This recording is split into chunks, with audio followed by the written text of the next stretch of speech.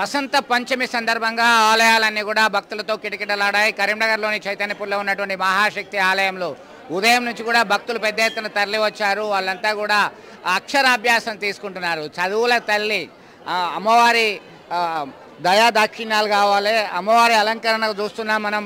ఉదయం నుంచి కూడా ఫల పంచామృతాల చేత అభిషేకం నిర్వహించారు.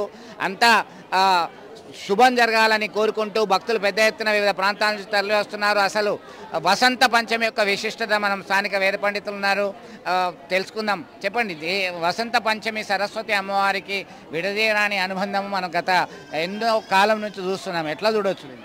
ఓం శ్రీమాత్రే నమః. నమస్తే శారదాదేవి జ్ఞానైశ్వర్యప్రదాయిని నిత్యానందమయీ వాణి పాహి మాం భక్తరక్షణి. ఈరోజు వసంత పంచమి, మదన పంచమి, శ్రీ పంచమి. ఈరోజు విశేషం ఏంటంటే మనకు దేవీ నవరాత్రులు అనగా శరన్నవరాత్రులే గుర్తు వస్తాయి.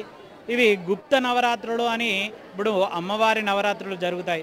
చాలా విశేషంగా ఎవరైతే అమ్మవారిని తమ మనస్సులో ఆత్మలో నిలుపుకోవాలనుకున్న వారు ఈ నవరాత్రులను ఆచరిస్తారు.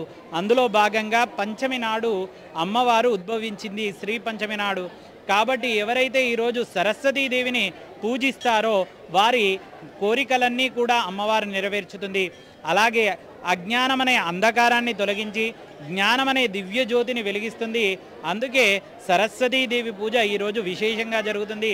అక్షర స్వీకారాలు, అక్షరాభ్యాసాలే కాక విద్యార్థులందరూ కూడా వారు తమ పరీక్షలలో జీవితంలో కూడా ఉత్తీర్ణత సాధించడానికి అమ్మవారిని పూజించడం జరుగుతుంది.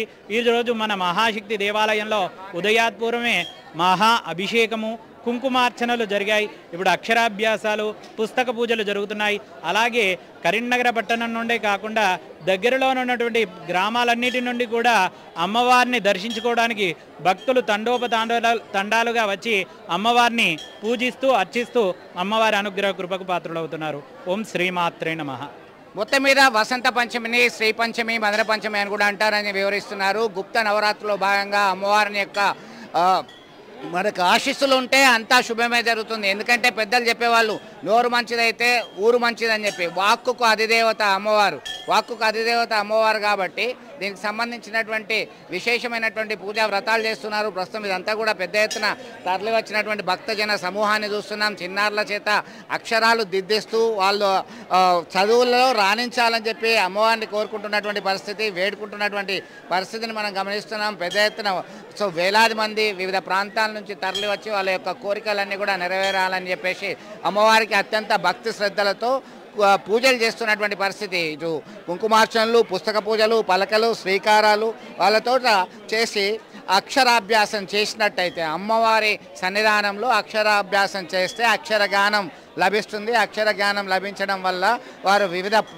రంగాలలో రాణించేటువంటి అవకాశాలు ఉన్నాయి. ఎందుకంటే వాక్కుకు అధిదేవత అయినటువంటి వాగ్దేవి సరస్వతి అంటున్నాం మనం. వాగ్దేవి సరస్వతి అమ్మవారి యొక్క కృప కలగాలంటే దీనికి సంబంధించి మనం ఎంతో ఇష్టంతో నిష్ఠతో పూజలు చేయాలని చెప్పేసి భక్తులందరూ కూడా అభిప్రాయం వ్యక్తం చేస్తున్నారు. ఇక్కడ మనం చూస్తున్నాం ప్రధానంగా మహాదుర్గ, మహాలక్ష్మి, మహాసరస్వతి ముగ్గురమ్మల మూలపుటమ్మకు కలిగినటువంటి ఆలయంలో సరస్వతి యొక్క ప్రత్యేక రోజు కాబట్టి ఆ సరస్వతి అమ్మకి విశేషమైనటువంటి పూజలు చేస్తున్నటువంటి పరిస్థితి గమనించవచ్చు. వీడియో జర్నలిస్ట్ సుమంత్తో కలిసి చంద్రశేఖర్, RTV, కరీంనగర్ మహాశక్తి ఆలయం నుంచి.